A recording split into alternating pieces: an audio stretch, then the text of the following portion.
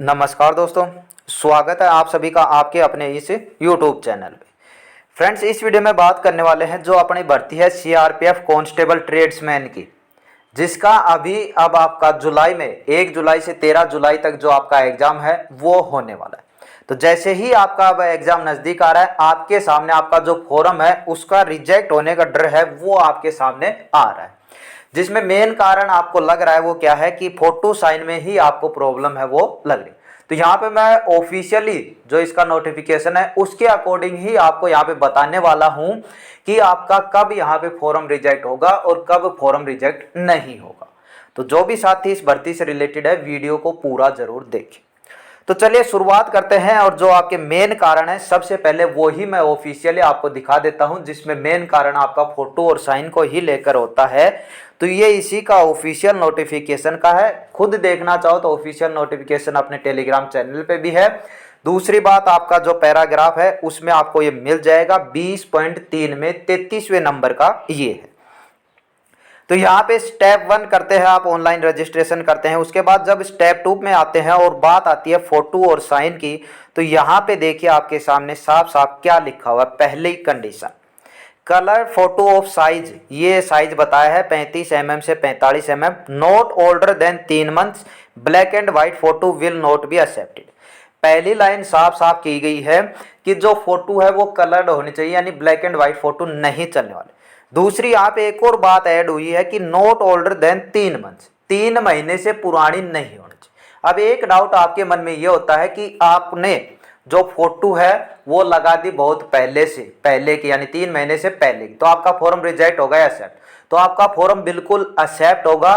ध्यान रहे बस उस पर पहले की डेट आपने ना लिखी हो, यानी दोनों तरीके में आपका एक्सेप्ट होगा। पहली बात ये, यदि आपने डेट लिखी है फोटो पे तो भी एक्सेप्ट होगा, डेट नहीं लिखी है तो भी एक्सेप्ट होगा।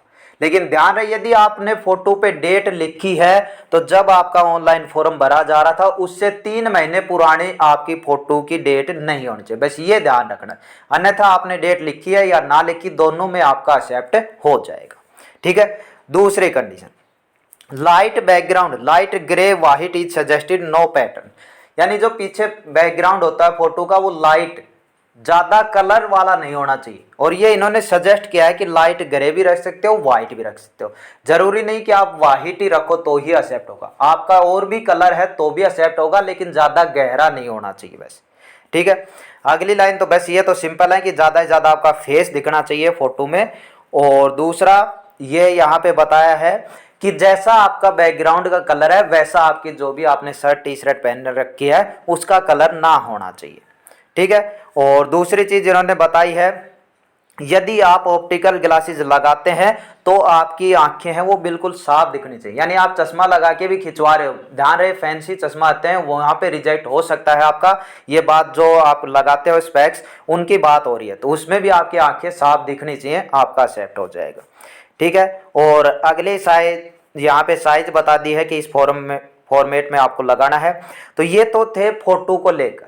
तो यहाँ पे उम्मीद करता हूँ आपके सारे डाउट क्लियर होंगे। फिर भी यदि कोई डाउट है तो नीचे कमेंट कर देना, आपको रिप्लाई मिल जाएगा। जो मैंने यहाँ पे ना बताया हो वो कमेंट करना आप। दूसरी आती है साइन को लेकर। तो यहाँ पे साफ साफ लिखा होता है, और जब भी आप फॉर्म भरते हो नोटिफिकेशन आप उम्मीद करता हूँ अच्छे से पढ़ते हो। तो यहाँ पे साफ लिखा है कि व्हाइट पेपर होना चाहिए, ब्लैक पेन होना चाहिए। अब बहुत ज्यादा कैंडिडेट ने यहाँ पे क्या कर दिया, ब्लू पेन से यहाँ पे साइन कर दिया है। ठीक है। तो अब उनके मन में डर है कि एक्सेप्ट होगा या रिजेक्ट होगा।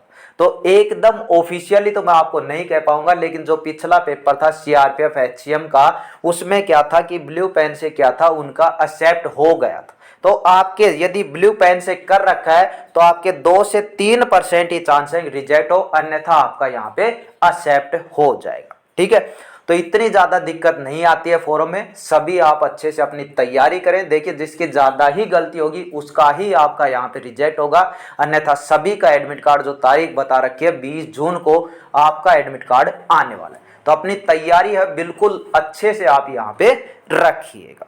ठीक है। तो उम्मीद करता हूं आप सारी बातें अच्छे से समझ पाएंगे। यदि और कोई डाउट है तो कमेंट आप कर सकते हो। एक और डाउट यहाँ पे मैं आपको पहले ही बता देता हूँ, एक ये भी है कि फॉर्म 2 भर दिए, 3 भर दिए। देखिए ऑफिशियल नोटिफिकेशन आया उसमें 12वें नंबर पे साफ लिखा हुआ है यहाँ पे, तो 1 candidate is allowed to apply for 1 post only, यानी एक कैंडिडेट एक ही पोस्ट के लिए आपका यहाँ पे भर रहा है।